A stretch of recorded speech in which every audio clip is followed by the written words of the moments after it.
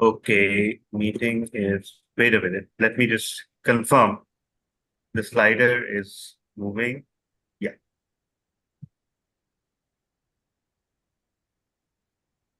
And here we are.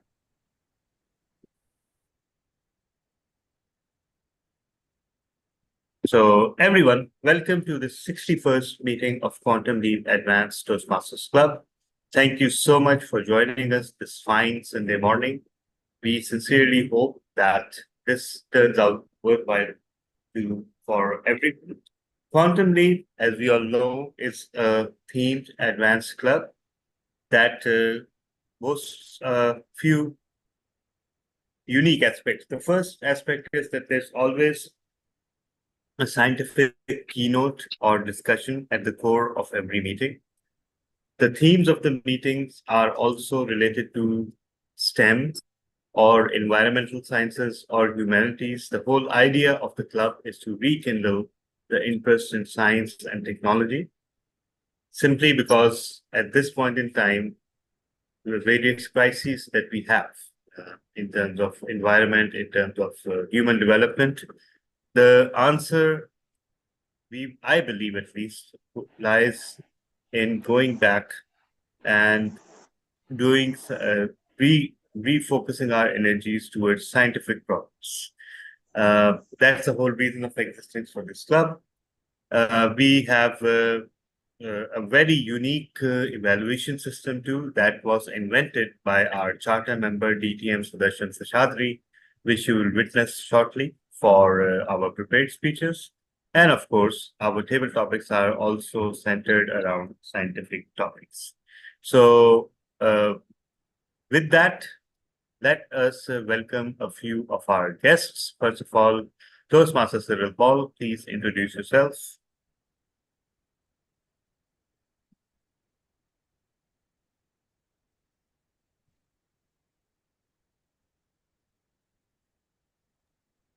I think he is around standing. My apologies, sorry. My phone knocked and I was fumbling with the passcode. My name is Cyril Paul. I'm from Mumbai, India. I'm a dual member in D98 and D122. Been wanting to attend the Quantum Leap meetings for a while. Always been interested in the very innovative posters that the club comes up with. It's my first meeting and looking forward to an interesting session. The topic is something that's really, really close to me. So all the best, DTF Zara. Back to you, DTF TBH. Thank you so much, Toastmaster Cyril. It's a privilege that you could join us. And we have someone who is also our charter member. We are honored to have her, but she's returning after quite a long time. So, Toastmaster Mubina Rauf, if you could please reintroduce yourself.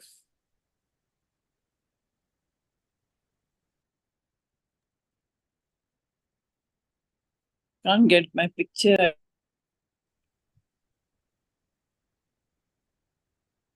Can you see me now? Yes. Yes, we can some old word of the day. I don't remember it.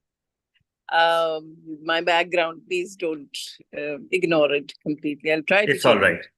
Anyway. It's all right. As you all know, my name is Mubina, and I am a Toastmaster, but I have been inactive for quite a long time now. So that day I was going through my WhatsApp messages and I saw this meeting, and the keynote attracted me a lot because I've been doing that for the last, according to one of my students, 500 years, working on language acquisition. But anyway, I wanted to listen to the keynote, but then I thought I must participate in some way or the other. So I thought I could be the language evaluator, and I'm here today after quite a long time. Thank you. And I'm really happy to be here.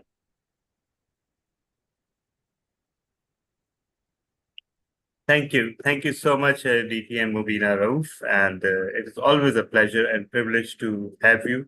We are very lucky that you are one of our family members, and we look forward to further participation from you in future. Thank you so much. else we have? Okay, we don't have any more guests with us. So, okay, we have TTM Iram Rizvi joining us. She is traveling, so but she's logged in. Thank you so much for that. And with that, it is time. It is time for me to hand over the charge to our Toastmaster of the day. The theme of the meeting is active listening, and our Toastmaster of the day, in my personal experience, hardly listens to anyone. So let's see how this pans out. You all know him very well. Toastmaster Imran Ran, over to you.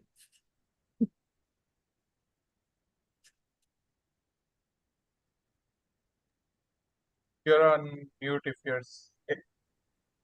you're saying something. Thank you so much, DTM Saad. I'm sure I'm audible and visible. Yes. Great. Fellow Toastmasters and guests, a very beautiful good morning or evening, depending on where you are. In Toastmasters, we learn many skills. We learn confidence to face the audience. We learn grammar.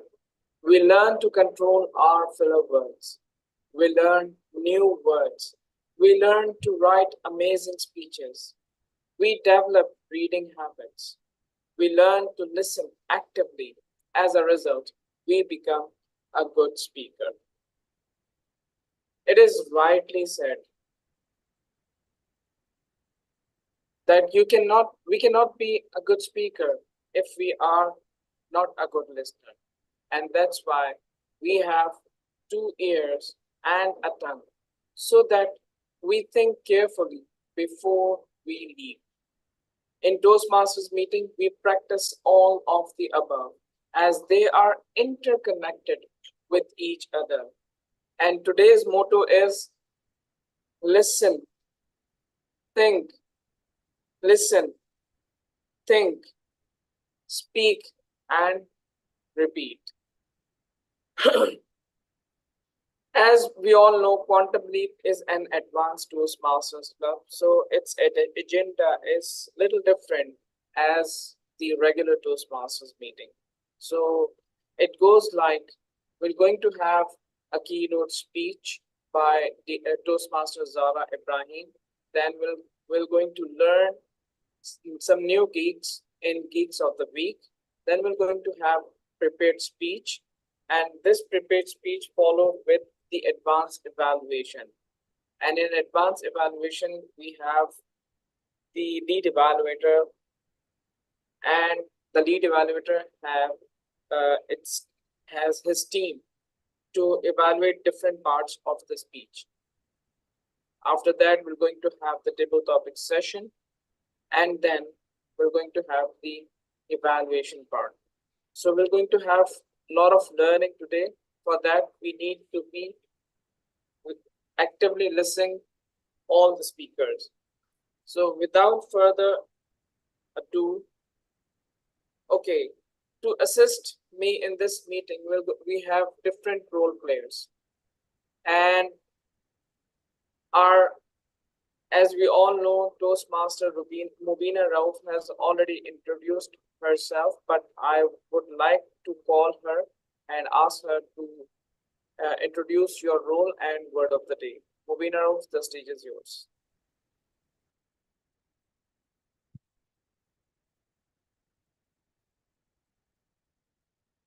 Just a minute. Thank you, Toastmaster Imran. The word of the day is contemplate.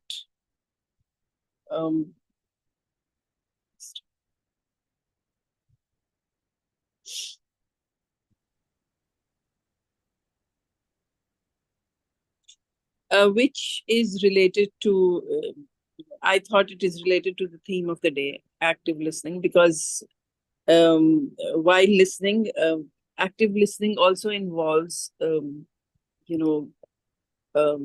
getting involved in what we are listening. So putting all your attention to what the other person is saying. So we have to contemplate during that, which means that to think for a long time. I sent you a video. I hope everybody has gone through it, watched it. Like to look thoughtfully for a long time, or think about something. When we are listening, we are thinking about what what the other person is saying, not what we are going to reply, but what the other person is saying. So, like, I'll give you a few examples. He contemplated his image in the mirror, or she couldn't even begin to contemplate what her father was saying. He sat morosely contemplating. And the rest, the meaning that I sent you in that short video, that gives quite detailed meaning of how we go through all aspects of something, and that means contemplate. Back to you, Toastmaster of the Day. Thank you so much, DTM Mubina Rauf. Now we are moving towards our next role player, and he is none other than Timer. And the timer of today's meeting is DTM Sashwat. Sashwat, the stage is yours. Thank you very much, Toastmaster of the Day, Toastmaster Imran Rana, fellow Toastmaster, honorable guests. Before you start to contemplate that you have unlimited time for your segments, the timer is watching, and I'll be timing each and every part of the meeting, and to make it more visible, I'll be choosing this avatar. So you'll see 3 lights during your segment: the keynote speech, the prepared speech, the table topic, and the general evaluation part.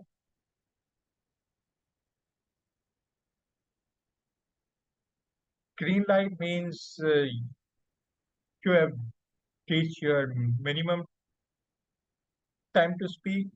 Yellow shows that you are about to reach your maximum time to speak, and red shows that you have reached your maximum time to speak and you have 30 seconds to wind up your speech. And this is how the timing goes. So back to the Toastmaster of the day.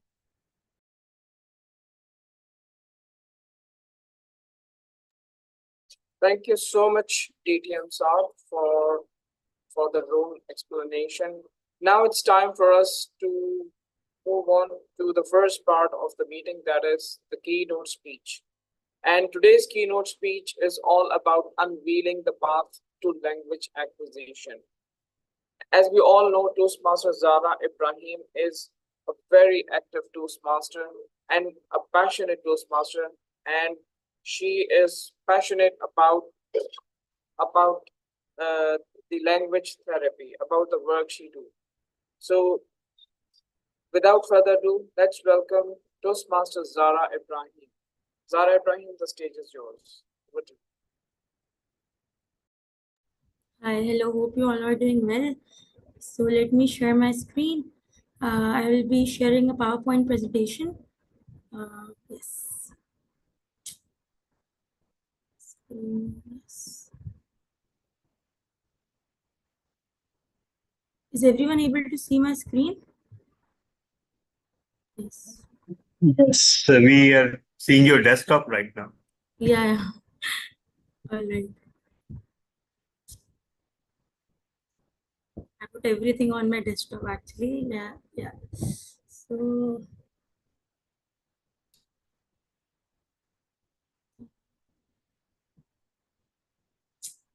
Shift to the where should presentation. Yes, we can see your presentation. I want to basically I'm so I sorry. think if you Actually, just, I want to do the, I don't know how to remove this. you just press F5. F5. Yeah. Or, uh, or you could bring your cursor down, Yeah, lower right, and I you can see do a it again slider. actually.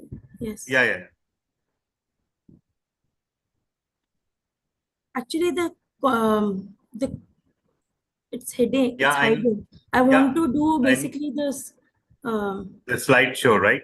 Yeah, the Yeah. slideshow So actually. yeah, bring the cursor to lower right, okay, of your Okay. screen. Yeah, this I one. got it. This Got is it. yeah. I don't know what happened to my laptop. I'm so sorry. It's all right. Who did this marking thing and how? I did That was by that was annotating. wow. That was nice. Okay, just click this button. It's not moving actually. Let me. It may have Next. moved. Do Just we check have if the it's option started. here? Just Zara, just do a Alt tab to see if the slideshow started. Yeah, maybe. Yeah. Yeah, that particular thing. You click there, just do an Alt tab. The slideshow may have started on another screen. Okay. I don't know what's happening. I'm so sorry. It's all right. It's all right. Keep your peace. No worries. Why is Let Saad me. Shoaib name is reflecting at the bottom? Yeah, he's annotating actually. Okay. That's yeah. No other reason.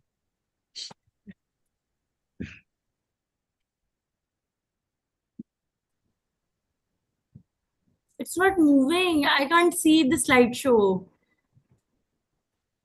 Wait. Okay, I've spotlighted you. Maybe I should remove the spotlight. Okay. Yeah. Maybe yeah.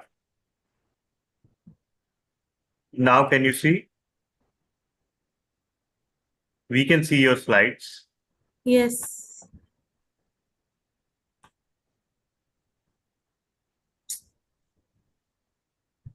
Yeah, I'm wasting all of your time, guys. So sorry. Let It's me all do right. something. Wait. I can stop share. I can do first. I do the entire slideshow, and then I'll come back. Yes. So sorry. It's all right. It's all right. You Okay. Okay, got it. I'm there now. Can you see my screen now? Perfect. Absolutely. yeah, it's perfect. It's perfect. Yeah. I don't know why this idea came in my mind. Okay. So it's about unveiling the path to language acquisition. So if any one of you can able to tell me or have any idea what language acquisition is, anything, any word which comes in your mind when I talk about language acquisition. Learning a new language or acquiring that? Can you repeat, sir? Okay. Learning a new language or acquiring that language? Definitely acquiring a language. So language acquisition is basically an innate ability of an individual to acquire language. Basically, when we talk about language acquisition, my slide's moving.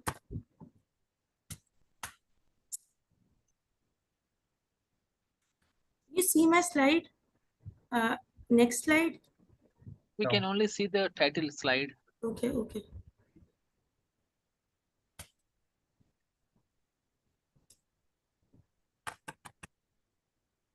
Yeah. So sorry. So what is language acquisition? So language acquisition is the process by which humans acquire the capacity to perceive and comprehend language. So it can be any language. The person can be bilingualism, multilingualism. So it never hinders. So the language, the ability to acquire the language is basically innate, And people do acquire language from their social environment, and it can be any language. And I will talk about the myths as well, that how people perceive that using two languages at the same time might cause a language, what I call, delaying in language, or might be the child might have the can be confusing for the child to understand, but it's not. It never happens actually. So when you talk about the importance of early language development, so it has basically several crucial or several reasons. So we talk about cognitive growth, which is problem solving or logical thinking. It can be communication skills because it enhances its expression and social interactions. So it's basically this slide is basically letting us know that why early language development is important to us. So it can even be important for academic success. So it can be a good predictor that the child might able to read or write efficiently later on in his life.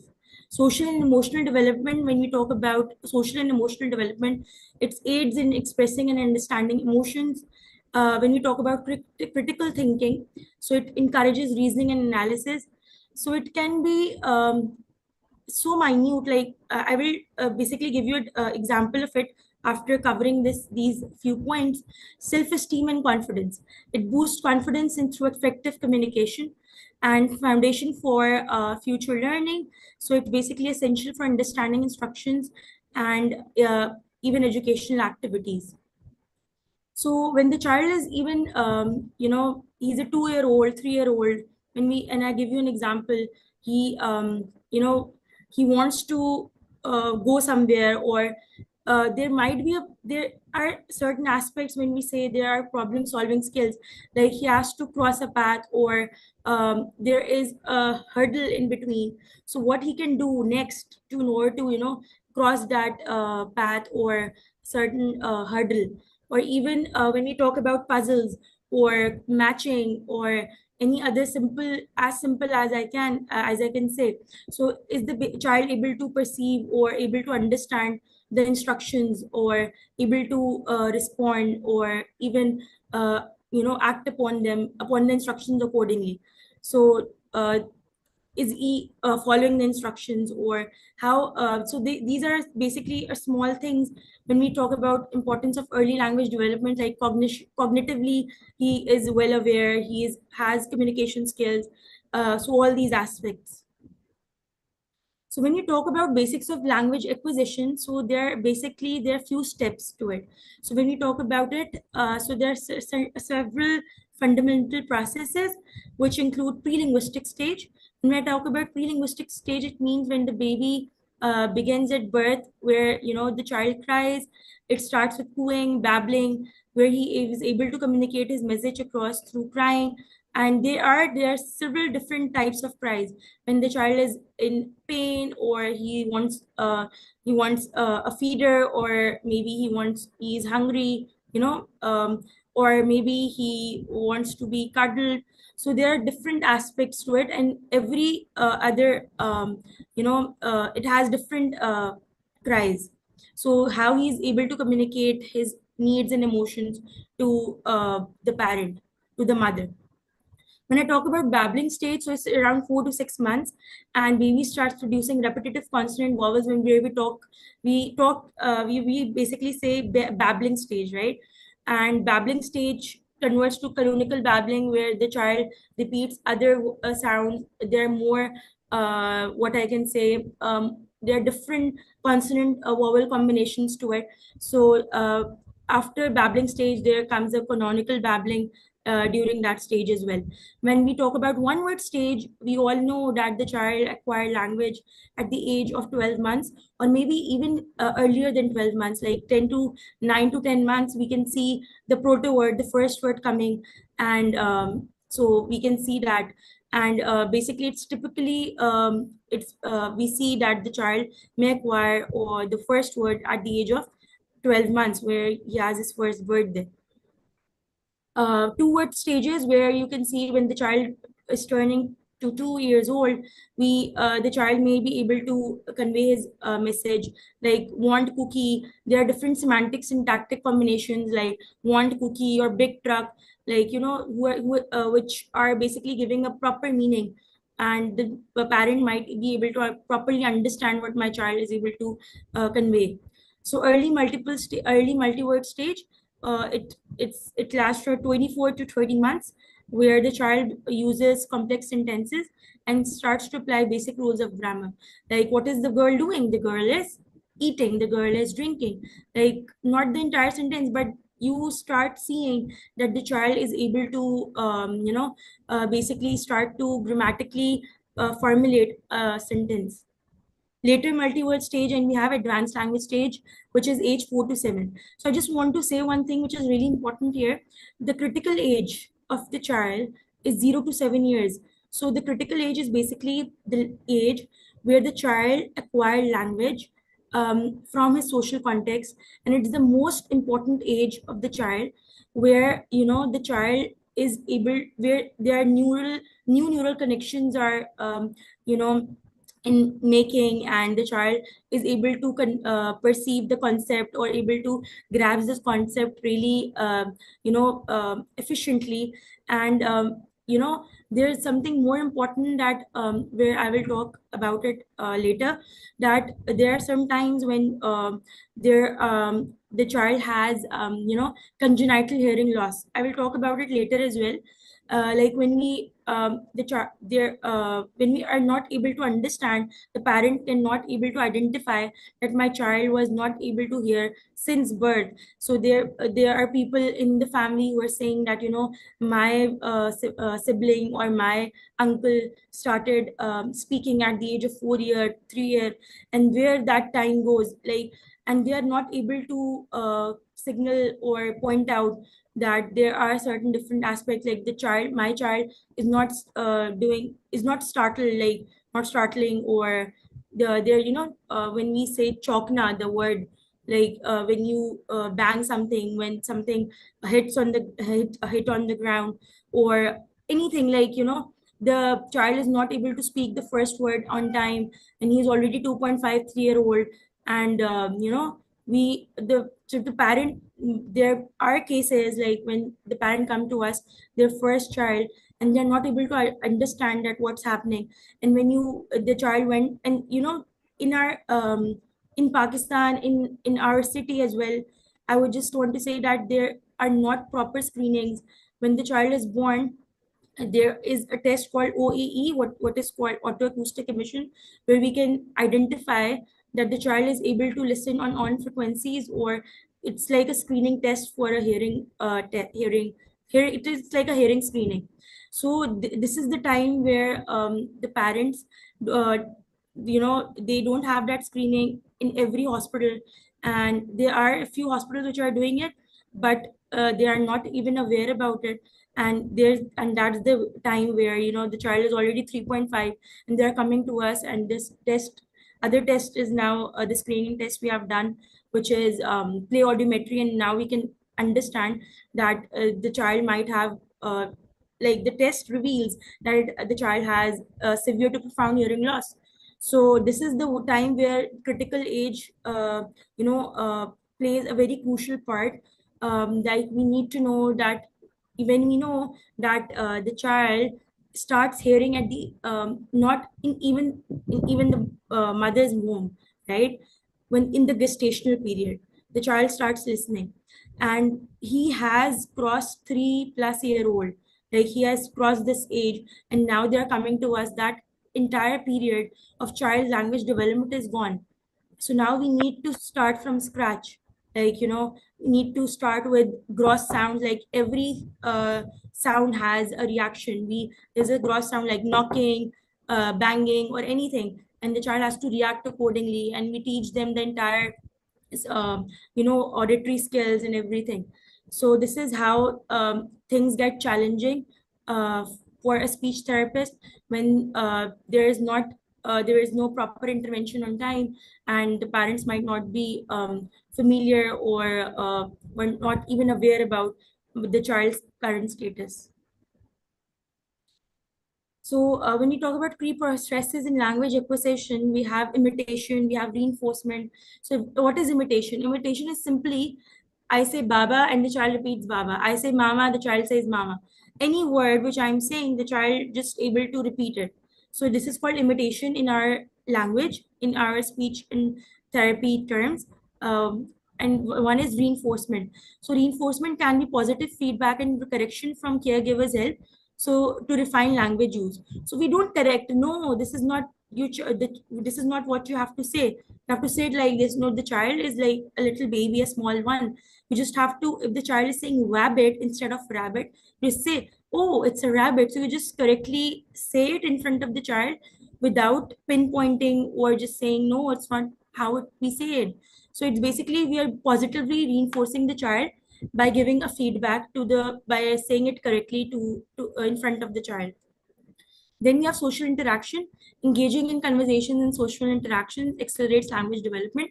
So more you have a social interaction, more like if the child is surrounded by more people, more children at home, so maybe the child picks on language even better. So they have child with same age peers, children with same age peers, so they can do pretend play. They can basically what I can say, they can play together.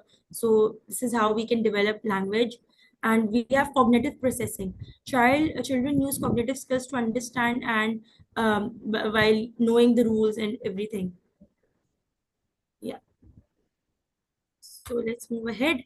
So we have typical age-related milestones. So milestones are basically what I call milestones. Like when we say that the child, it's like typically growing aspects. Like when we say the birth to 6 months, like 0 to 2 months, the child cries, the child do cooing, babbling, the babbling begins. So this is how the age-related milestones we have for each of every month. So this is how we even identify when there's something wrong, when there's something, there might be a red flag which we need to identify as a speech and language therapist, that the child might have not used the language or might not be using the two-word combination. So how to act accordingly, how to make the child use the two-word combination if he has the vocabulary, if he's just on the single word stage. So we have this entire a child's journey. So it's called a developmental milestone, which is birth to 6 years. So it has different aspects, like it has receptive language, expressive language, it has play skills, it has what we call play skills, and even we have how the child's basically a pragmatic skill, like how the child use language in a social context. Even literacy and receptive and audition, like how he is auditorily discriminating or perceiving a message. Is he following the instructions? Like this is how we have for every age. We have in our English. But it's, and I just want to tell you something as well. That's for English people, like when we talk about the milestones, like in our Urdu native language, we don't have any milestones, we don't have any research done, anything done. It's basically when we follow these milestones, we think about these are the stages which we basically try to associate or try to connect that this is how it goes. If the child is 2.53, he might be able to do phrases or 2 to 3 word combinations. So this is how we even have certain assessment tools, like when we do a standardized assessment for a child where we want to know what is the language age of the child. So we have all the tests in English language. So there we see there where we see that we often not abide by the rules, in a sense that we change the language, we do it in Urdu, like because there are certain aspects, like when we say Clara or certain different names, so that child might not be understanding that, because it's not in used in Pakistan, or the child might have difficulty in understanding that certain instruction. So we try to do it in Urdu just to check that if the child is able to understand accordingly. So here that reliability validity might be a little less, but we don't have any other option, because and even in clinics, when the children comes to us, there are children who, the parents say that we want, it helps him, we have to do English, or you can do both the languages because it will help him in school as well. So we often understand this as well and follow what the parents want for their child. So when to intervene? When we talk about signs of language delay, so there are certain red flags to watch for at different ages. So when I talk about intervention, intervention is basically, when I talk about early intervention, it says like something I just assessed, or assess is basically what this therapist or professional has done for your child. But signs and symptoms you see in your child, like when you see that my child, when I give him, when I call his name, he don't look back or he don't turn his head. When I basically, when I try to even when you say my child is not able to pick on language, or I'm trying to give him an instruction and he's not able to follow, and wherever, and even there are times when my I see there are certain repetitive behaviors, or there are things which are different than other children, so there the parent picks on those things very effectively. And there are certain parents who takes time to understand, and there are parents who are in denial phase, because they don't want the child to be labeled. Or because when we talk about autism, there are many different things, like there's echolalia. When there is echolalia is basically when I'm saying what is your name, and the child says what is your name, so it's immediate echolalia. The child repeats the question exactly the same way what I'm saying. So the child is basically facing difficulty in understanding the question being asked, so he repeats the question itself. So we see different things accordingly, and we act upon them. And when we say that the child might have congenital hearing loss, so we need to intervene accordingly. We need to get a cochlear implant done, or a hearing aid, depending upon which type of hearing loss. Either the child has mild hearing loss, so we need to go for hearing aids. If the child has profound hearing loss, so we have to go for cochlear implant surgery. So, and I have seen a 9-month-old baby who got an implant, and he picks language like just as good as a typical child. So this is how early intervention is very effective in developing the language. When to seek professional help, when you see persistent issues, when you see there are different activities which might be difficult for the child, or might be causing a hindrance. So when you talk about myths, so late talking always indicates a problem. So it's not always important that late talking child, where the child is a late bloomer or he's talking late, will always he might have a problem in picking the language later on. Maybe he is a shy kid. Maybe he has not getting enough social interaction. So it depends. So if you give an intervention, or he might be picking language at the age of 3-year-old. So, but it's even important that you need to see that if there is a late talker, so we have to see that when we see will catch up on their own. No, it's not important, because there are children who needs intervention, who needs proper therapy, who needs help in terms of speech and language development. Learning two languages confuses children and causes delays. So where I talked about it even earlier as well, that bilingualism, even multilingualism, there are people there who speaks Hindi, who speaks Urdu, who speaks English simultaneously, and everyone is speaking at home. The child might pick certain words which are easier for him to understand in Urdu or English or even Sindhi, and he can use them accordingly as when he requires. So boys talk later than girls, so it's not always important. There is a thing that boys talk later, but it's not about gender thing. It's not a gender thing. It's like there are certain things like, the girl might be speaking earlier, but it's not about gender. Watching educational videos can boost language. So every child is different, and it depends how the child. It can be even a girl, it can be even a boy, and they can emerge or acquire language accordingly as per their pace or accordingly. So watching educational videos can boost language development. So one-to-one interaction or real-time interaction is more effective for a child to learn language. It's not that you give a child so much screen time and you say that this is how my child can able to boost language. So it's not important, it's not there. So if a child understand language, they will naturally start talking eventually. No, it's not important, because understanding language is completely a different thing. Expressive language is completely a different thing. So understanding is basically receptive language, and expressive language is basically talking or using the words. Correcting a child's speech errors will help them learn faster.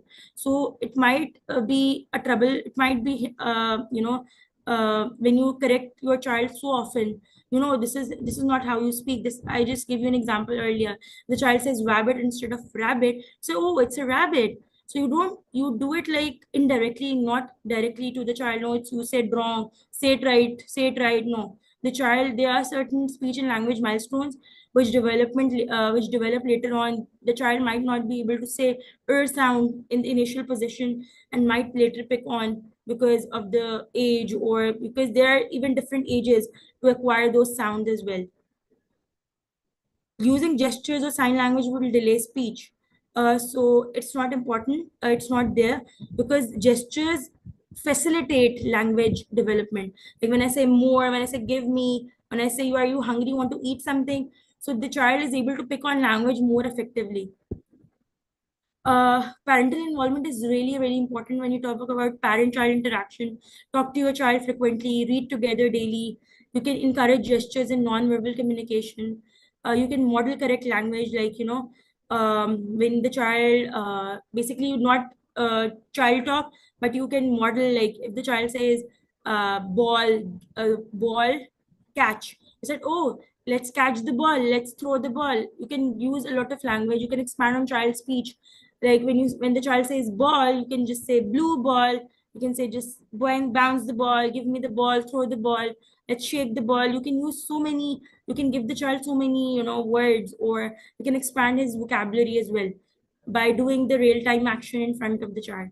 Be patient and attentive. Create a language-rich environment. Like you can do self-talk, you can do parallel talk. Like self-talk is basically when the child is in front of you and he's doing something, he's eating, he's watching TV or doing anything. You're saying, oh, what are you doing? You're watching TV. You are eating this. Oh, you like it? Oh wow, it's so yummy. So you are basically not asking questions, but you are doing self-talk just to expand on his language, or giving him a rich language environment. Minimize the screen time. There are parents who are coming to us that the child is, having 4 to 7 hours of screen time, and this is how, the child even develops language late, and this hinders a lot in language acquisition. Okay.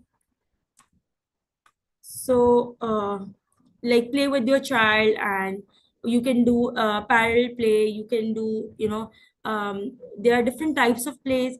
So we have play, like, we can do pretend play. We can have a certain things. We can, let's drink from a cup. Let's, let's shake, shake, shake, or let's, mix, mix, mix. So this is how we can, involve, a parent can involve with the child and make it more effective for the child to learn language in a, fun filling way, fun filled environment. Okay, my screen stuck again.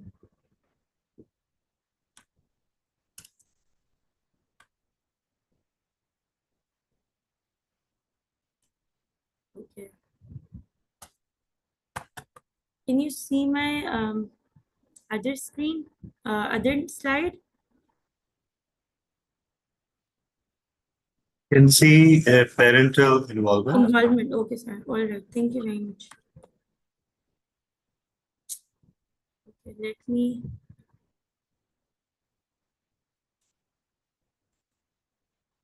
Okay. So when you talk about conclusion or takeaway message here, so language acquisition is a complex yet natural process that unfolds unquietly, uniquely for each child. So language acquisition is a unique journey for every child. Not every child, develops language or in a. There are different, separate ways, or the child might have a different journey. Not every child is same, right? So it's not advisable, or it's not fruitful or effective to compare your language child with someone else's child, like my cousin or my child speak at this age, so why not your child? So you might reinforce or tell them to seek professional help or go to a speech therapist, or you know you can just give them suggestions. But rather saying that my brother or my uncle spoke at the age of 4, so your child will also speak. No, that's totally wrong. So by understanding the key factors that influence language development and actively engaging in supportive practices, parents and caregivers can create a nurturing environment that fosters effective communication skills. So active engagement for parents and caregivers is crucial. When we talk about creating a language rich environment, it's really important. Patience and consistency are keys. And when we talk about there's one thing more which I've written few key points. So every child has the potential to become a confident communicator. So with patience, consistency, and encouragement, every child can unlock their potential to become a confident and articulate communicator. So I hope. Let me stop sharing. I'm not sure how much time I have taken because I couldn't see the timer. I'm so sorry. I think I spoke a lot and crossed my time. Can I know my time? Just yeah, you crossed it. Actually, we are supposed to be we're supposed to have started the next segment at 11:45, and now we're at 11:51. So just I've by a taken few a minutes. Q&A session. Sorry. So any question, anyone, if you want to ask, or you can write in chat box.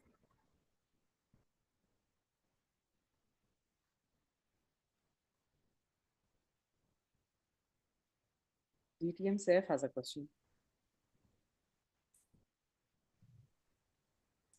Yes, Thank sir. you very much, Toastmaster Zara. It's a wonderful, informative presentation. I wish I could have this presentation 40 years back. So I come across with one incident of one of my child that he spoke little later, not as early as you mentioned about it. And a lot of family members are saying that it's need to be operated. And you have to do this, you have to do that. And I told them, let's give the time. He will speak at his own time. So, what was the myth about it? That there is a tongue is tied with the bottom of the mouth. Okay. So you were saying that that child has a tongue tie, if I'm not wrong, sir? Yes. Okay. So there are certain children, like when we talk about, you know, speech and language development. So tongue tie hinders in language development. So the child might not be able to articulate certain sounds effectively. So there is we can able to identify. So a speech and language therapist have the oral motor assessment, what we call oral motor assessment, where we make the child say different sounds, or you have to uh, be make your mouth broader, or we can, if we are not sure, so we even refer to ENT. So this is how when so ENT is the better person to diagnose if there's a submucous cleft or if there's a tongue tie. So and there is a surgery for it as well. So it's like a very minor surgery, and when the child gets over it, or so he picks on language or effectively utilize those sounds where in the initial period he was not able to say them. So this happens actually. So yes, so if that child, but there's a myth as well that if the child is not saying certain words or sounds, or picking on late language, so that your child might have tongue tie, so you need to check. So it's better to seek professional help and we can guide you accordingly. But there are times when the child might actually be facing those problems, and you have to act accordingly and treat them. So thank you. You know why I was afraid about it, and one of my uncle is saying, "Okay, मैं इसको नाई के पास ले जाता हूँ, My God, इससे sir, this काट." happened. Yes, तो yes. मैं आप so कबरे I का was पानी पिलाएं, आप जो है तालू कटवा लें जाके, उसको हाँ आपको बस वो उससे, वो जो नहीं होता इस रेजर होता है, कुछ होता है, उससे काट देंगे वो। तो वो ऐसे बच्चे भी आए हैं हमारे पास जो उन्होंने, किसी ने कह दिया, वो पढ़े लिखे नहीं थे, वो किसी गांव के थे, तो उन्होंने वहां पे अपना पूरा जो भी काम था वो और खराब कर दिया कटवा के। और हमने उनको, उस बच्चे को हम देख नहीं पा रहे थे, because it's so painful, and I can't express how painful it was for that child and to see that child in that pain. Because हमने कहा आपको इस तरह जाने की जरूरत नहीं थी, आप हम, क्योंकि वो वहाँ पे इस तरह की सहूलियात नहीं है, वहाँ पे जो है वो सब चीजें नहीं है, फराहम नहीं की जाती, तो उनको इतना आइडिया नहीं था और वो चले गए। तो बस ऐसी ही चीजें होती हैं, and this is and I we are astonished, and I think there is a lot of awareness still needs to be done. Yeah. Thank you very much, Toastmaster Zara. What a wonderful information. Now we face the difficulty how we can stop him to talking. So it's a reverse part is that now. So thank you very much. So nice of you for your presentation. It's a really is a Thank you for informative listening to me information so you have shared with patiently. us. And I'm so sorry I was so much over time. And thank you so much for being patient. Thank you very much, Toastmaster Zahra Ibrahim. A big emojis of claps and hearts and love for her, because I could feel personally that it's a topic very close to your heart. Of course, it's your profession. You work with all your being in that, and that could be seen clearly. So never say sorry in a Toastmasters meeting. Always say thank you for hearing me for those extra minutes. So let's move on with our segment. And our Toastmaster of the day has a little bit of technical glitch, so I'll take over in the meantime. So we do have next here, which is the speakers, the speeches of the day. And today it is one. So I already declared the winner. That's me being jumpy on my role when I get them suddenly. So DTM GK Ajay is going to do the speech today, and I'm going to invite his lead evaluator. But I can see I have some opportunity here. DTM Saif, would you like to be one of the module evaluators here, please? Thank you very much. I wish I can be evaluators or the modulators or anything. I can take up the assignment. But today is a Sunday and it's very difficult for me to. So it's let me do a bit of a selling. It's a 3 to 4 minute speech, and I will call you first, and it is auditory evaluation. What do you say? So you can close your eyes, or you can be with the people and just have headphones on. Okay. And just give Go ahead. evaluation of Good. auditory. Good. Thank you. Because I personally enjoy DTM Safe's evaluations, and here is me as a successful seller. So now I'm going to invite our speaker, DTM Ajay. Are you ready? Yes, madam. I'm ready. Great. So DTM, dear timer, please note it is 3 to 4 minutes. So 3, 3.5, and then 4. And our speaker today is going to share a speech from his pathway, which is, I forgot what was VC. I wrote the short form. Something What is V standing from, DTM Ajay? C is communication. Visionary communication. Madam Communication. DTM VP Education National Champion. And I was so confident when I wrote in short form. I was so confident. Right, VC. We all should know that. So that's a visionary communication, and he's going to deliver his level 3 first project, and that is deliver a social speech. So DTM Ajay, the title is Raise a Toast. raise a toast. DTM Ajay. Thank you, Madam Iram Rizvi. Greetings to everyone. Today is a special day as we all gathered here to raise a toast, contemplate, celebrate the life and career of Mr. Ram. You can see him behind me in my background on his retirement day. Actually, he retired on July 31st. So this is the speech which I have given in my mother tongue and I translated it into English. Now that's the same speech I'm giving. Mr. Ram has given 38 years of his life to the State Power Generation Corporation in southern part of India. Mr. Ram resides in the apartment directly across from ours, and I have known him for 12 years.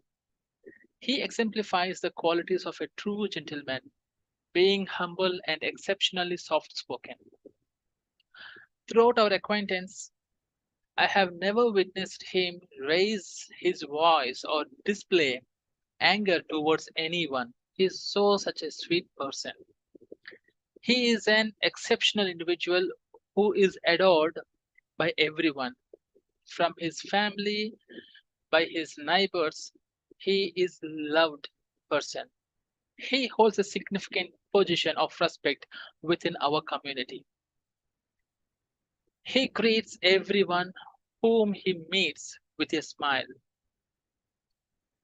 The smile is a synonym of Mr. Ram. Besides being humble, down to earth, he is a very hardworking person. He worked very hard, as far as I know, for his family members. I can see his daughter well settled, his son currently working in US. Every person we meet in our life teaches something or the other. From some people, we will learn good qualities, positive things. From some people, we have to see their negative qualities, but we should not incorporate them. From Mr. Ram, what I learned is being humble, loving one's family, and being gentle with others. After 38 years of service at the State Power Generation Corporation as foreman, Mr. Ram is getting retired today. He is now entering into another phase of life, that is a relaxed life. Let me share an incident from our interaction. When I was an indoor to attend district officers training program, my wife suddenly fallen sick. There are no one because it's a state sponsored quarters. Outsiders are not allowed, and only the employees of that corporation are residing in that quarters. So he took my wife to the hospital. He treated my wife as her daughter and taken care. So this is one of the example of his kindness, caringness. On behalf of everyone, I would like to extend my gratitude to Mr. Ram for being a great person and a real role model for generations to come. I hope you have a very peaceful and happy life ahead. Thank you so much for your service and inspiration, sir. Thank you so much. God bless you. Over to you, Madam Iram Rizvi. Thank you very much, DTM Ajay, for sharing that. And now I'm going to call upon my moderators over here. And after them, I'm going to give the evaluation. So I'm going to first invite DTM Saif Ali Sheikh to do the evaluation of the auditory part. DTM Saif, your 1 minute. Thank you very much,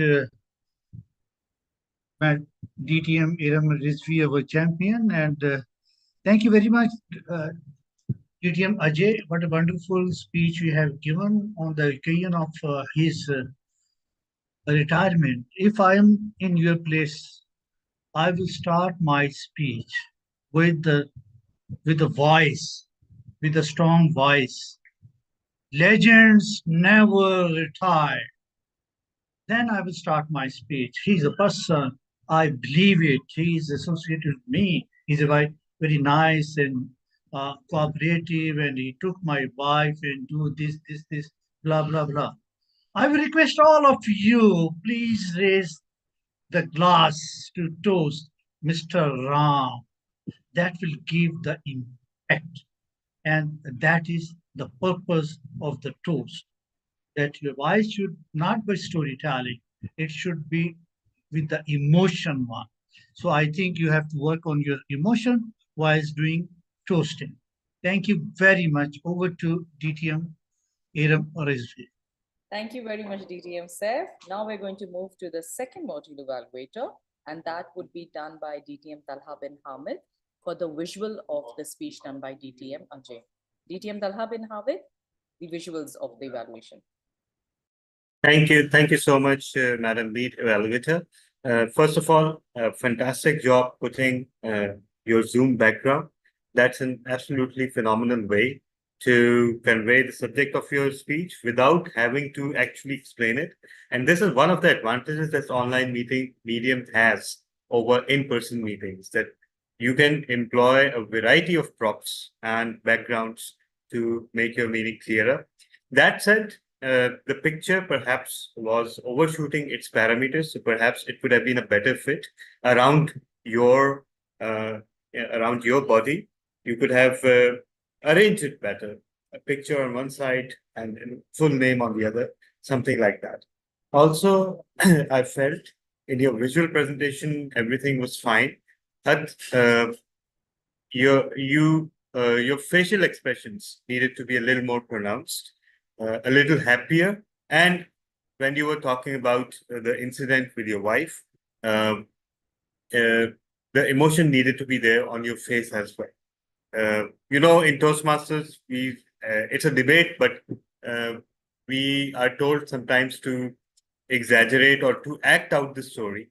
And there's a whole school of thought that says that you should act out the story. And then there's other school of thought that says that, no, you should be true to yourself. So I don't know what you choose to be, but perhaps a little bit of emotion would have been welcome here. Over to you, DTM. Thank you very much, DTM Talha bin Hamid. And then I'm now going to call upon the next evaluator, module evaluator, that's going to speak on the perceptible of the speech done by DTM Ajay. Toastmaster Mubina, over to you. Good morning once again. I listened to DTM Ajay's speech, and from the perception point of view, I could see both the evaluators have said much in detail about the speech. But from this aspect, I think there was a clear admiration and appreciation on DTM Ajay's face, and I could see the sincere feelings he had towards Mr. Ram, and he presented that quite effectively. Yeah, this is about facial expressions. DTM Talha has already done that, and DTM Saif has also spoken about his voice and how he could insert emotions in them. But I could see that he's presenting a toast, so it's like I could see his admiration for the person he was talking about, and that was quite effective. Back to you, DTM. Thank you very much, Toastmaster Mubina. Now I'm going to move to the last module speaker, and that is for the structure and language. And see what? The best person we have today online for that. Toastmaster Zahra, would you please share your evaluation on the structure and language? Yes, am I audible? Yes, now you are. Yes. So Toastmaster Ajay, when you used basically when you explained the entire person, like how you used your adjectives, his resilience, the way he was kind, the kindness, I would just want to say that you embodied like the idea with the enough determination and a caring heart. Like and you even told us a story, like, how he cared for your wife when she felt sick. And so I would just like to say that it was a wonderful story. In just 3 to 4 minutes you were able to explain the entire picture or entire story, like, and you wished him well. So the entire I was just want to say the entire your speech had a very how you started off with, who was that person, how you met him, like, and then how you made us understand what kind of person he was, a kind, resilient, and so it was full of, it was really structured, I must say. And so it was a wonderful speech. And in terms of structural or language part, I think you were perfectly you perfectly did justice to it. Yeah, so thank you. Over to you.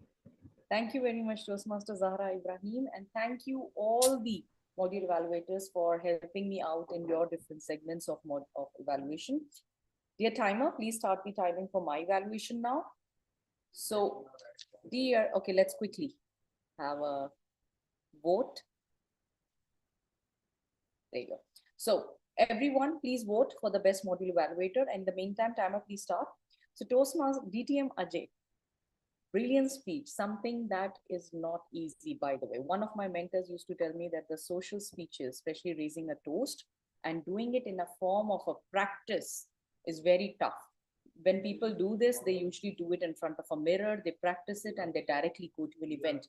But to do it in an imaginary audience like our clubs is very tough to do, because usually social speeches, they come from heart, they're very emotional. There's something that at times you look at the person you're talking about and then you create something at that moment. Plus, to do it in 3 to 4 minutes is also a challenge. But then, of course, Toastmasters is all about practicing and bringing those challenges at one place and making us ready that if we have to give a social speech somewhere, then we already should know the outline and the rules and framework around it. Kudos to you for hitting the objectives. I really enjoyed it. All the parameters were hit, what was required for the speech. And you did go on for honoring someone who is retiring. That is, again, one of the things that we had to select while giving the speech. If I go ahead sharing that what I really loved in your speech, I like the empathetic tone and the behavior that you had. It was very much emotional. I could not feel that it is someone that we did not know. I really felt it is someone that had a huge impact in your life. And I like the way that while you were saying everything about him, you brought a story later, because I was hoping that, where, what kindness, what it is. So I did find that once you shared about your wife, so that really clicked up that, now it came. Usually what we do in speeches is that we bring up the story in the beginning, but I like the way how you did it, that you formed an image about him and then you gave a proof for it. So I could really feel that, if someone helps out our spouse, how would we feel around it? So thank you for doing that and doing it in a very empathetic way. So you could really feel that. Now, if I share what could slightly get better is that when you started the speech and you said the picture behind me, I ask you to take it to the next level and have yourself placed in a way that you could say that Mr. Ram, pointing, so that as if he is there. So, instead of saying picture behind me, so just say Mr. Ram. Most of the time when we do this in a physical setup, we give the toast to the person who is usually sitting in the room. So it makes it easier. So imagine that this person is in the room, actually there, retiring off. So pointing out at him rather than saying the picture behind me. You also said a disclaimer that it was done in a certain language and you're translating. I think that is not required, because we haven't seen it and it doesn't matter. So it could have gone naturally as if we are in the event. So this is one point that, if you could just behave as if he's right there. The glass was missing. I would really look for a glass, and I would really look for a ting, ting, ting slightly in the beginning that, can I have your attention, please? One of my mentors was Master Iqbal Salim did that. And I was so impressed that he just said, ting, ting, ting. Can I have your attention, please? I'm here to raise a toast. And I think that's the most innovative kind and realistic that, this is how exactly you would do when you're at a place. this is the one, and these are the 2 points that I would actually share, that if you could challenge yourself, if you're ever doing this again in your some other path, because today you have hit it, you have done it brilliantly. So all in all, if you could start by actually pointing out as if the person is right there, beautifully you have brought in the visual, so that really felt we could see the person. So instead of just imagining how that person looks like, I like the way that we know who Ram is. And I like the way how you actually were empathetic around the whole thing. You were emotional, but yes, a bit of a drama is said by one of our module evaluators here, that, start with a bang and then bring out the empathy. So all in all, congratulations for hitting the objectives. Looking forward for more speeches. Thank you, Mr. Evaluator. So now I would like to invite DTM Ajay, that how do you feel about the evaluation that you have received across your speech that you have done? Over to you, DTM Ajay. Thank you, DTM Madam Rizvi. Everyone is perfect, fantastic. The story which I added in the end is an instant, on the fit story, because I see that green color is not on the screen yet. I feared like I might disqualify in terms of time. So it's a real story. He helped my wife, but I brought it in the end. So what I do when preparing the speeches, I put some portions aside. If I'm not meeting up to the point time, then I will bring them in. So that's how I prepare my speeches. And thank you so much, Erim Rijvi, for your wonderful ideas. I will implement them. Thank you so much in my speech. Next speech. Thank you very much, DTM Ajay. And see, this is the example of someone who is an active listener and active person. We're very observant, that they make sure that where have they reached, what have they done. And active listening is not just about listening others. Active listening is about hearing yourself. You have to make sure what are you speaking, how do you sound, and while you're talking, what is the emotions of other people, how are they behaving, how are they reacting, where the time has reached. I think this is one of the points of a good and experienced speaker, that when they see that the time has not reached, or the time is just as green, they could do justification for another 1 minute or so. They actually have points to bring up at that time. Whereas this is probably an example that, when you're a new speaker, you would just finish up your content and stop. But then active listening also involves making sure how people are behaving and being observant about your environment, which includes also time. Now we're going to move to the next segment, and that is something that we get very excited about. It is short timed, and whenever it is over, we feel that, we could have had more around it. But that is the trust of Quantum Leap Advanced Toastmasters Club, and that is to have the Geek of the Week. And after a very long time and pushing in and pulling in, we have managed to get DTM Saad Shoaib to do this role today. So DTM Saad Shoaib, would you time yourself, or could I request DTM? I can time. Wonderful, wonderful. So DTM Talha bin Hamad is going to time you for your 5 minutes. And over to you, DTM Saad, for being Geek of the Week. Saad, is it 5 minutes or 10 minutes? 5 minutes. 5 to 7. Thank you very much, Toastmaster Eram Rizvi, fellow Quantum Leap geeks and members and science lovers. Today we will talk about a TV series or a books series which is amongst the the highest viewed, highest rated in all of the world. This is a story about dragons. This is a story about army. This is a story about war, and the way they have merged a multiple characters into one. But this this was just one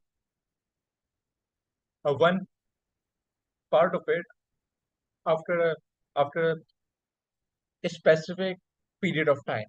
But what happened before that? What happened 100 years before that? How did Targaryens, which is one of the families, get so powerful. What were the events that led up to the rebellions and the houses being formed and various other incidents? For that, there's a prequel of this series, which is called House of the Dragons. It has just been done with two of its seasons, and it's again very very entertaining, very exciting, and it gives you a better perspective of what Game of Thrones is about. You can watch its TV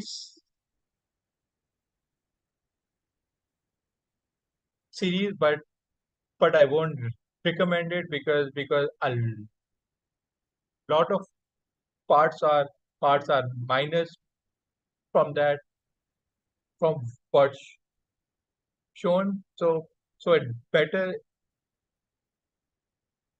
if you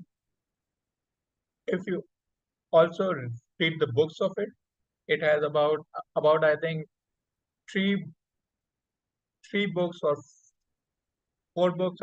I'm missing the number, but if you're a fan of fan of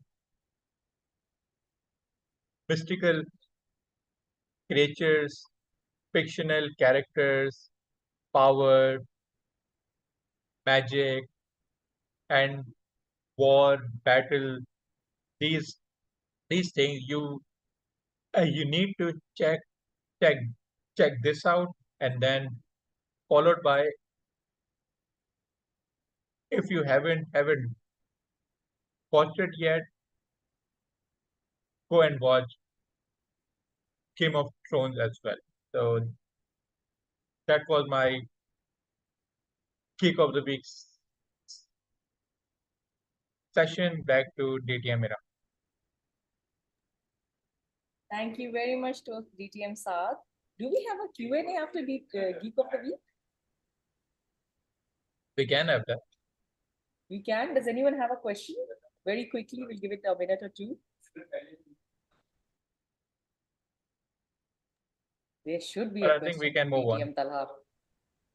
I have a Game question. of Thrones. Oh, Yes. yes. DTM sir, I have a question. My experience is that whenever I watch a movie or a series after reading the book, I'm disappointed. So, what do you say about that? I think you are Actually, can I 100% answer that? correct. Yes. Okay. In this case, Toastmaster Mubina, to the best of my knowledge, since I haven't wandered within 100 feet of either Game of Thrones, the books, or the show, and never plan to. But from what I've read, this TV series actually completes the story, whereas the author has left the story incomplete, and he has no intention of, he has no intention of issuing. I mean, we don't know when he will issue the last installment. Is that true, DTM sir? Actually, he has for Game of Thrones, he has done about 4 to 5 books, and the last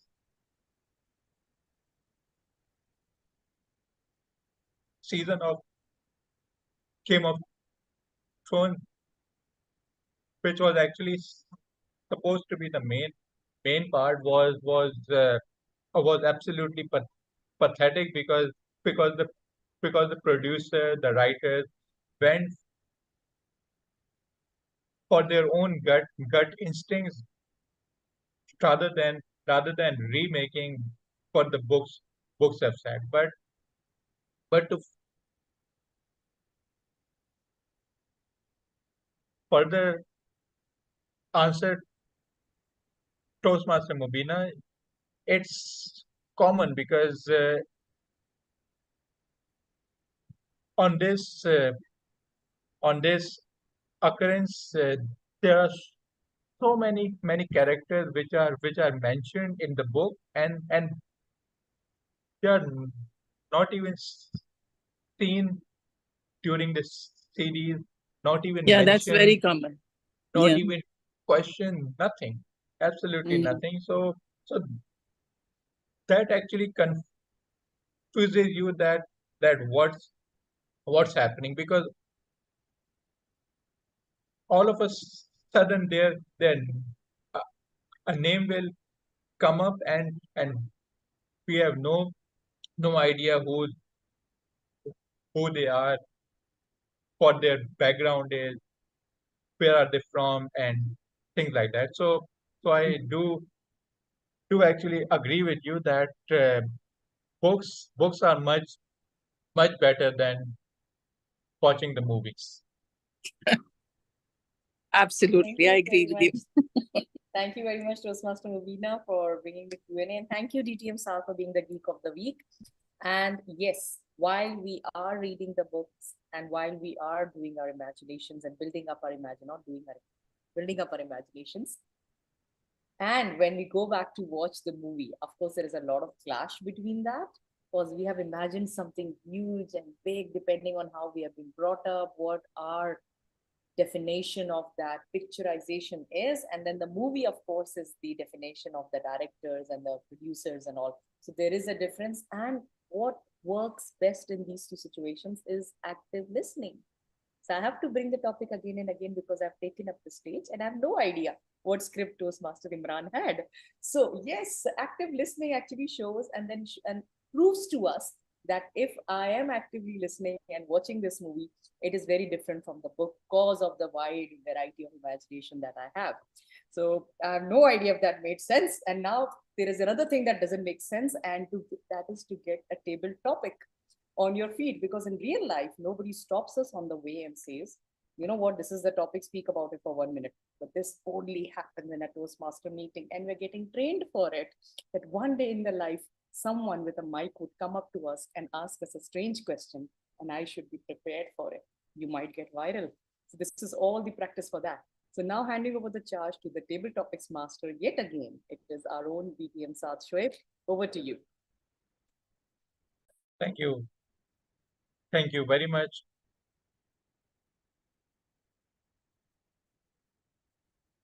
Distinguished Toastmaster Aram Rizvi, fellow Toastmaster and guest, long time no see. So let's begin with the table topics session, and we have I've tried to make the make the topics around the team, but no promises on that. To begin, our first speaker is Toastmaster Mobina Rao. Toastmaster Mobina, are you with us?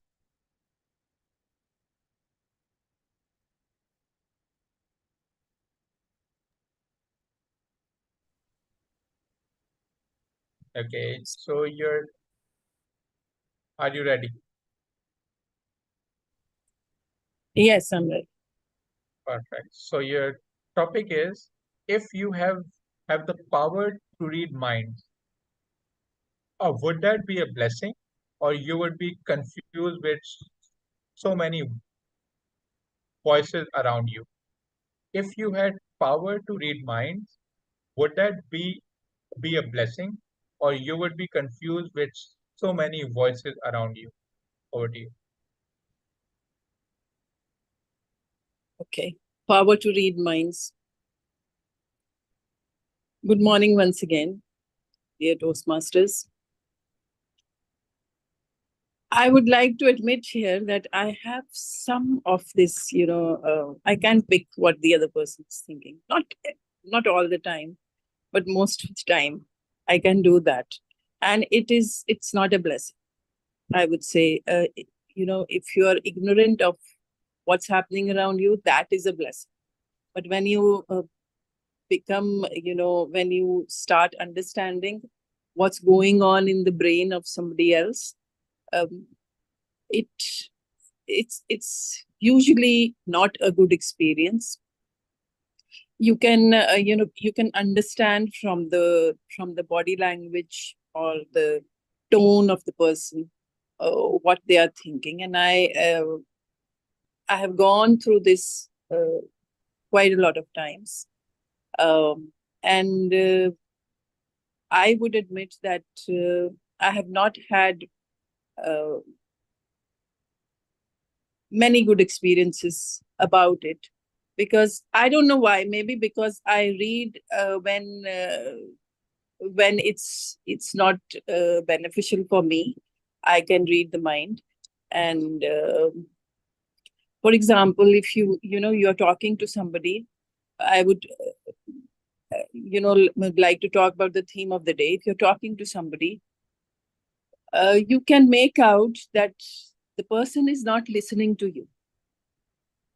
They are thinking about something else, and you are not being attended to, which is of course heartbreaking. And you just you I get confused whether should I keep continue talking with the person or just leave them, because that too would be rude from my side, that I've stopped abruptly. So I think this is not a blessing to be able to read people's minds, to have the power to understand what the other person is thinking. I don't think it's good. I think ignorance is a bliss. And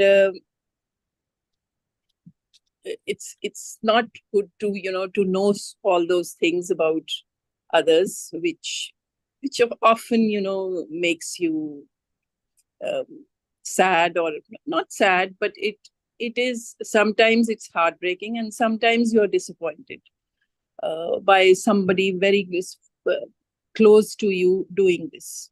Back to you, table topic master. Thank you very much, Toastmaster Mobina Rauf, for your response.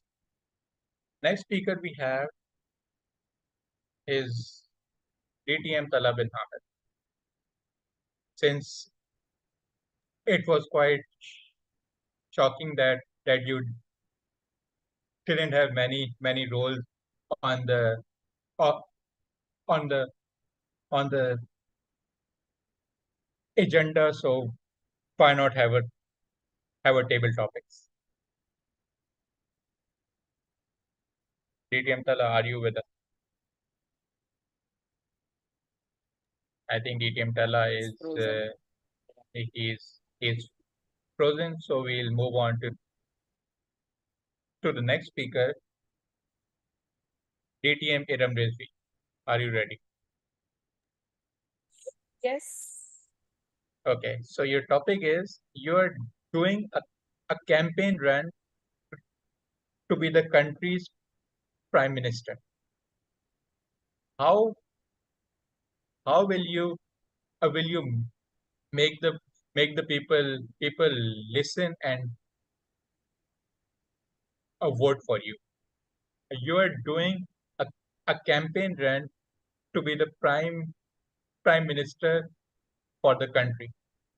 How will you make the people listen and vote for you? Over to you. Thank you very much, DTM Saath Shwet. And I think I come from the generation where when you ask a child, what do you want to become? And you ask a whole school, what do you want to become? Nobody's going to say prime minister. So, or someone, or president, because we have been so scared of these positions. But then I like to play with fire. I like to take challenges. Adventures is equal to Iram Rizvi. So I'm going to take up that challenge and I'm going to start campaigning. So I'm going to do what works in my country. So I'm going to bring in, some bread, the rotis, in a very cheap price, ask people to come for my jalsa, for, all that event, and then give them roti and some keema along, or even biryani. I heard that really works wonder. So you can actually give a small packet of biryani, and in return, you get a promise of food. Apart from that, I can go and have these campaigns around, whoever votes me and is youth, I will give them a free laptop. And I'm going to give 100 laptops or one laptop every day. And then that assures vote. And apart from that, I can also go to the cold places areas and tell them and actually spread out blankets and sheets and jackets. That will also assure votes. And what wouldn't assure is that nobody would see that what I'm working with, what am I saying? Am I walking the talk? Am I really doing what I'm saying? Nobody would care for that. Sadly, that's the country I belong to. So all I need to do is get a huge funding from someone outside, tell them that, whatever I'm going to earn in this country, we are going to take a percentage of it and it's assured, and make sure that I give out a lot of freebies, a lot of motivational talk, focus on talking bad about my competitors, making sure that I hit on their personal life, how their children are, and do everything which is none of my business or anybody's business, and give a lot of freebies and make sure that people do not know how to fish, but they actually look out for free things so that they can have their life done smoothly. And that's my surety of vote. And you might see me as a new prime minister. Over to you, Table Topics Master. Thank you very much, KTM Idam, for recorded? for perfectly staying to the motto of Quantum Leap, not talking about politics, but talking about politics. So next we have KTM Tala, who is back. So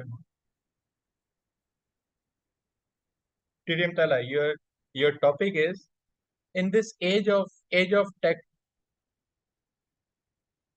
technology, do you think active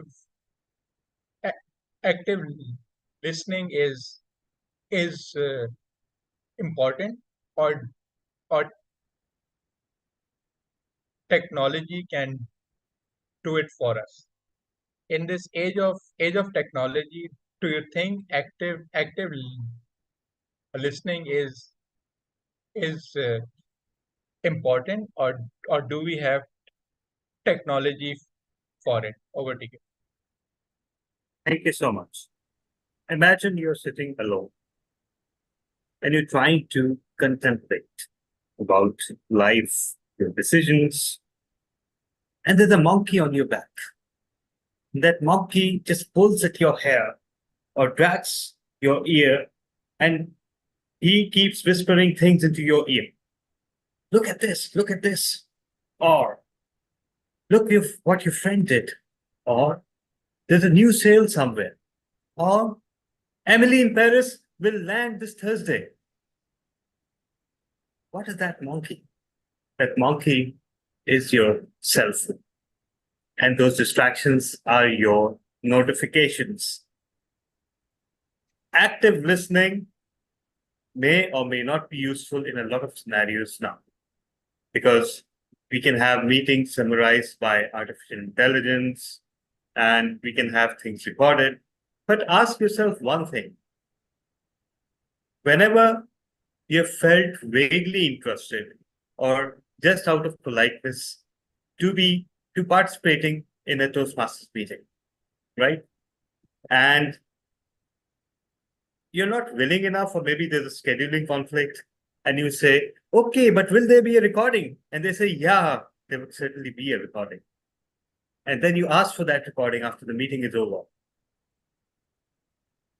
And then how many times do you actually see that recording? 0, right? So what's happening right here, right now? That's important. That's something you can digest, understand, and absorb. That's it. No recordings, no summaries, no texts after the meeting or after the event. You go to a concert or a theater play or a wedding ceremony, and you spend half the time behind your camera lens, recording everything. How many times you go back and record and see that record? 0. And it is Google reminding you, okay, 7 years ago today, you went to this wedding. Oh, what memory. I wish I was there. You were there, you were just weren't listening. All right. So we need to listen not with our ears only, but with our eyes and our hearts all the time to really experience the universe. Over to you, Tabletop Express. Thank you very much, TDM Talaf, for that insightful response. Next, we have Toastmaster Zaka Rahim. Toastmaster Zaka, are you with us? Yes, good afternoon. Afternoon, sir. So are you ready for a table topic? Yeah, I can try. Perfect. So your topic is, if you can travel back in time, which era will you choose and why? If you can travel back in time, which era will you choose and why? Over to you. Well, thank you very much. Well, contemplating on your question, uh, I would like to be in a place and in a time where I can really lay down because I'm a very laid down person. I'm a very relaxed person, not to want to do much. So I would like to be in a time where I can just lay down and do nothing. So maybe 100 years back or 200 years back or 300 years, if as back as possible, where I don't have to do anything, and I just lie down along a riverside or a canal, and just under the what you call a tree, shadows of the tree, and enjoy. And then if somebody comes in and says, "Oh, you are not doing anything, and you should." Get up and work hard for yourself and for your family, so that and I would ask that what would happen then, and then he would say that, okay, you will get a bigger house and maybe some other facilities. And then I would ask, okay, what would happen then? So the Asian drama. So it would go on, and eventually he would come, and then he would say that you can easily like lie down on your couch and enjoy the time. And I would tell them that, okay, this is what I'm doing right now. So it's I think we have gone too far in the era of competition, and we are trying to stress ourselves too much. And it's better that we live in the present moment, and enjoy whatever we have. As DTM Talahami just said, that you have to be there in this present moment, doing active listening. Your technology will not help you enjoy this very moment. So although I don't like, I'm not a good speaker, I think, but table topic is something which is better for me because it's happening in this moment. I fear preparations. I just like to be lying down, and and let things flow on their own. Thank you very much. Over to you. Thank you. Thank you very much, Toastmaster Zaka, for your contribution and wonderful output, wonderful response. So for the last table topic, it's a tie between Toastmaster Imran Rana and DTM JK Ajay. So who would like to go for it? DTM Ajay. Okay. Yeah. Okay, Sure. so we have a winner. It's DTM JK Ajay. So your topic is, you travel to another country and you find a language barrier. How will you communicate? You travel to another country and you find a language barrier. How will you communicate? Over to you. Okay. Thank you, Table Topics Master. Thank you for this topic. But before traveling to another country, it's better to know the language, the culture, do's and don'ts. So if you do this kind of homework and travel, then your journey will be like a cakewalk. But if in case, as you said, if there is a language barrier, you need to communicate in their own language, then I would depend on Google Translation. I speak in Google Translation and then ask Google to translate into the local language. So this is one way.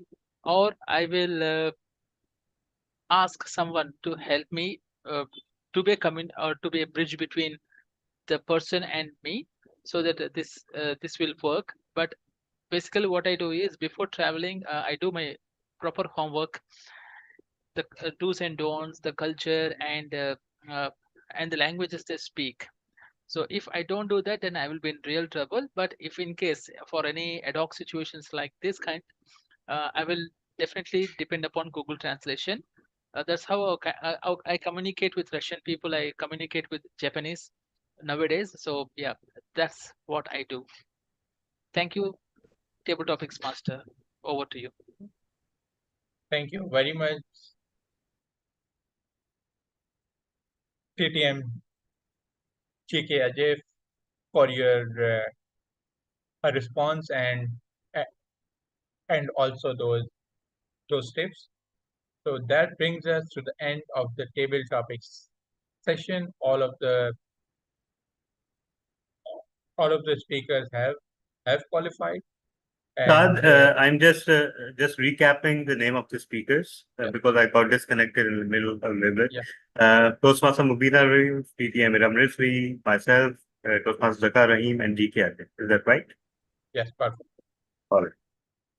So you can all vote for the best table topic speaker. Well, all of And- you will vote for yourself, but you can vote for one more person. That's how we will have a meaningful result. So you're requested that can vote for yourself. Of course you will, but vote for one more person that you deem remotely worthy of your vote. All right. So with that, we come to the end of the table topics session, and since we have our original Toastmaster of the day back, since he was contemplating on whether to join the meeting or not, so you can battle it out with TTM Iram that who would want to take up this role and the and the proverbial stage time. So over to any one of you.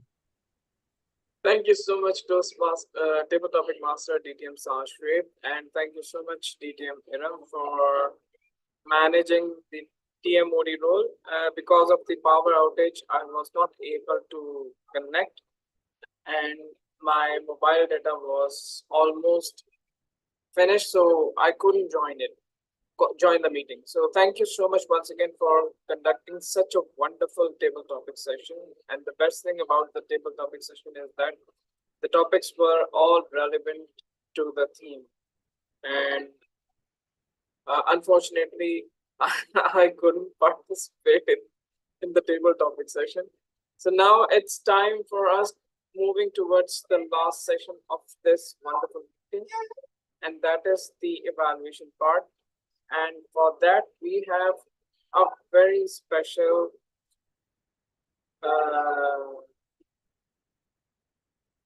member to conduct this general evaluation segment, and he is the president of the Quantum Leap Toastmasters Club. If I'm correct, please welcome distinguished Toastmaster Talha Bakanda. The stage is yours. Thank you so much. That, if I'm correct, was slightly uncomfortable. But anyhow, we will start with something that I've been looking forward to for literally years now. Language Evaluator Report from Toastmaster Mubina. So Toastmaster Mubina, over to you. Thank you, Mr. General Evaluator. Okay, starting from the word of the day, it was used quite a few times, but by DTM Saad, and then DTM Ajay, DTM Talha, and also DTM Zaka. And if I've missed anyone, sorry for that. Now, coming to the language usage, it has been an enjoyable session. I really liked the language used, and it's a treat to listen to such kind of words and phrases. Starting from our TMOT, who vanished after that. He started off with, we listen actively so that we can become good speakers, which is so right and thought-provoking. In this age of AI and all this tech, I still believe that we should be active listeners to what the other person is saying, not what the machine is saying. And coming to the keynote, it was full of phrases and some words related to language acquisition, innate ability to acquire knowledge, and then a person can, yes, cognitive growth, articulate communicators, patience and consistency are key, and then unlock their potential. There was one thing which I would like to just identify. A person can be bilingual, not bilingualism. Bilingual is the adjective, and bilingualism is a noun. Then coming to the speech, it was a social speech, and raising a toast, and there were so many phrases and words for the person who was getting the toast, celebrate the life of, and then exemplifies the qualities of, and then exceptional. A smile is the synonym of Mr. Ram, and then role model for generations to come. The speech was actually a treat to listen to, with reference to the language. And then some general sentences and phrases used by Toastmasters today. Legends never retire. Imaginary audience. And then active listening involves observing closely. And then there was that Game of Thrones gives you a better perspective, better read the books. Won't recommend watching. This I agree with fully. And then rotis with some keema. DTM Miram, it's keema wala naan. What's happening right now is important. That's it.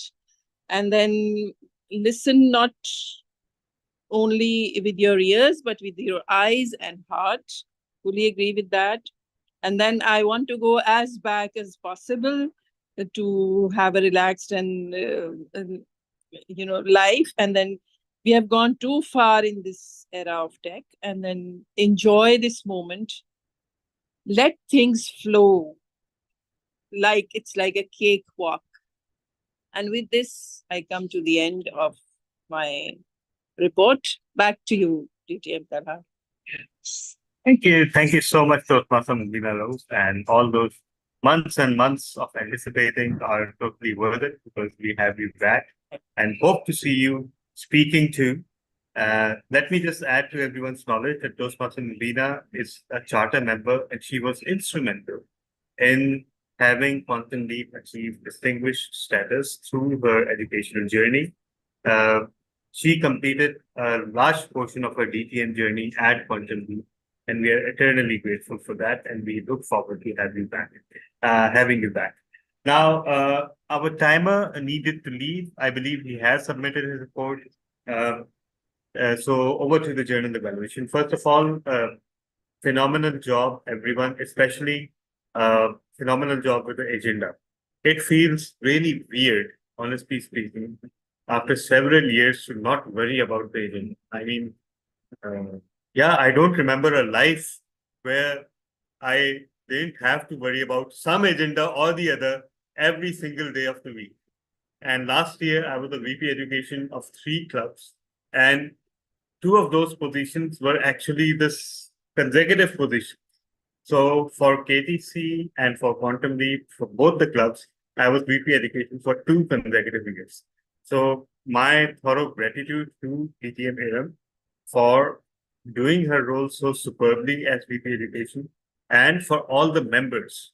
I told DTM Iram once that, yes, it looks like a job that is full of tension, but at Quantum Leap, people, first of all, they don't disappoint you. They take up roles, and when they take up roles, they don't withdraw, unless, of course, there's a power outage or something.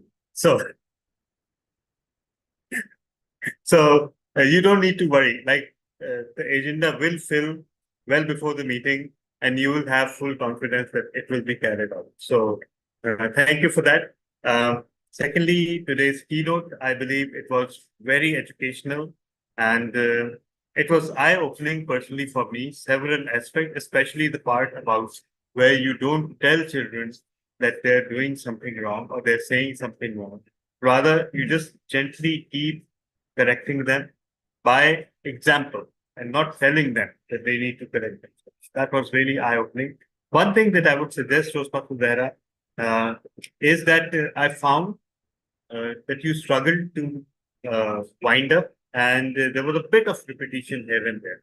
So perhaps a little more planning for your keynote would be welcome, and that will also help you meet the timeline. Today we were relaxed because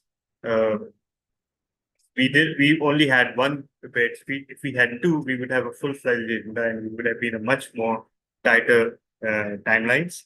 The meeting started 5 minutes late, and that is the president's responsibility to start the meeting on time. I did the meeting on time, but the role players turned up a few minutes late. But that said, it is a huge improvement over what we had a few weeks before, where the pattern was that the meeting regularly started 10 or 15 minutes late. So no complaints there, honestly speaking. And thank you everyone for joining. The project, I believe we have seen this project very rarely, if at all, at Quantum Leap. It was a refreshing change of pace from DTM Ajay. And what's more, the person that you celebrated and the reason that you celebrated them for. It was not your colleague, it was not your relative, it was not your even friend, right? It was not a loved one. It was just someone that was a source of care and positivity in your life. And that is very inspiring. That is very inspiring. That got me thinking that, if we look around us, there are so many people that add so much to our life without having a labelable relationship with them. They're just acquaintances, but they're so helpful and they're so facilitative to you. So that was something that I learned from your toast, that we should think about and be grateful for such people. We often lose sight of such people. That was very inspiring, and I believe that the evaluations and the panel evaluations are some of the best I've seen, period, in any club. Today, DTM Saf, DTM Iram, Toastmasters Zahra, and of course, we had Toastmaster Mubina Rauf. Everybody was at the top of their game in terms of evaluation. And I believe DTM Ajay would walk away much richer thanks to these evaluations. So hats off to everyone. And the table topics were lively as always and beautifully linked with the meeting theme about active listening. So yeah, there is very little complaints. The number of attendees today was slightly below our expectations. I don't know, maybe there are too many meetings going on or something like that. And there are, because we are moving towards the respective independence days of Pakistan and India. So in the days leading up to those, there are so many clubs that are holding meetings this weekend. So maybe that's one of the reasons. All I can say is that, yes, while the meeting did deserve a far larger audience once the meeting starts, the only people who matter are who are in the meeting, not who are not in the meeting. So that's my message to everyone.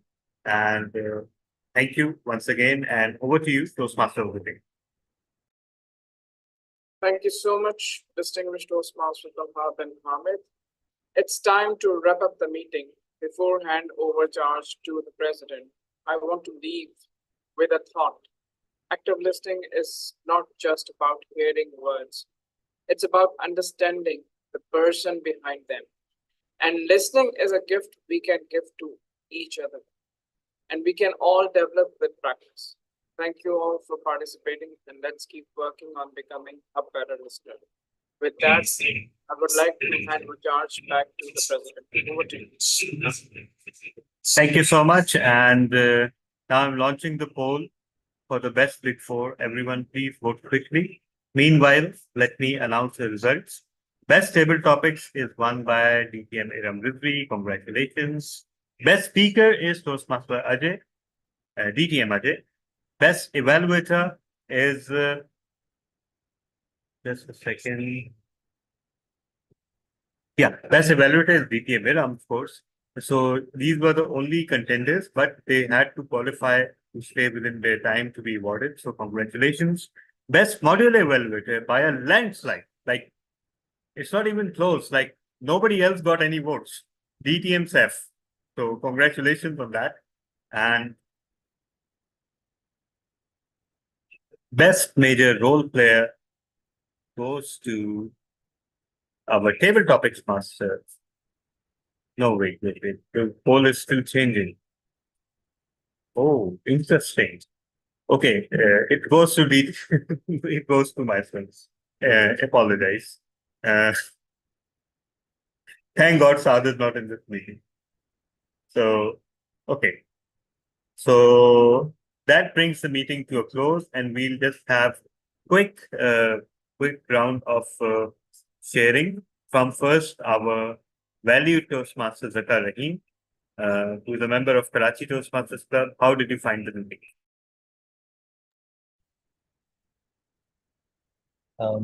Well, I think each Toastmaster meeting does not stop me to, like, I'm amazed at each Toastmaster meeting. The energy, the positive energy, and the jubilation is really amazing. And it's such a wonderful experience each time I come to Toastmaster meetings. It's really nice to be here. Thank you. Thank you so much, Toastmaster Zaka. Please come again and also spread the word about this club and its meetings to your friends and loved ones. We'd love to see maximum people participate, because this club is for a specific purpose, and we need that purpose to be propagated as far as possible, which is to spread awareness about the need for scientific education. We have lost sight of it. We have veered too much towards things that really do not matter in the history of the world or the universe too much. So we need to come back, because, science, spirituality, care about human beings and other environments, that's what built this world. Toastmaster Mubina would love to have your thoughts on the meetings after. So DTM Talha, it's always a pleasure to be at Quantum Leap meeting. And I really enjoyed today, because that was after a long time. And you seem like to, when you're not in touch, it seems like you don't know anything about that. And I was quite hesitant, but then I told myself to do something productive. And I'm so happy that I took that decision to participate. And I really enjoyed listening to all the tall leaders, and then I enjoyed doing my report too. It's always a pleasure. Thank you so much, DTM Mubina, and please keep participating in future. And also, this is a message to everyone: spread the word about this club and its meetings. We need more and more participants, and it was a total pleasure having you. Toastmaster Mubina routinely performed language evaluator when she was actively involved with the club too. And this is a secret that grammarians and language evaluators know, that when you're either the language evaluator or the timer, you get to closely listen to each and everything that is being said, especially with language evaluation. And so that results in perhaps the grammarian or the language evaluator being the person that benefits the most from a meeting, because they listen to each and every word. So it's a very fun role to do, and you did it amazingly well. So with that, I formally declare the meeting closed with the announcement that we will inshallah be holding our next meeting exactly two Sundays from now. Most probably it will be a Sunday because most members are voting for a Sunday morning. So most probably it will be a Sunday. And thank you so much, everyone. Thank you, Zara, for your absolutely phenomenal keynote once again. We can say all we want, but the empathy, the genuine emotion that you bring to your keynotes is not comparable. So thank you so much. And with that, I declare the meeting closed and stopping the recording. Does anybody want to say or share anything? Thank you.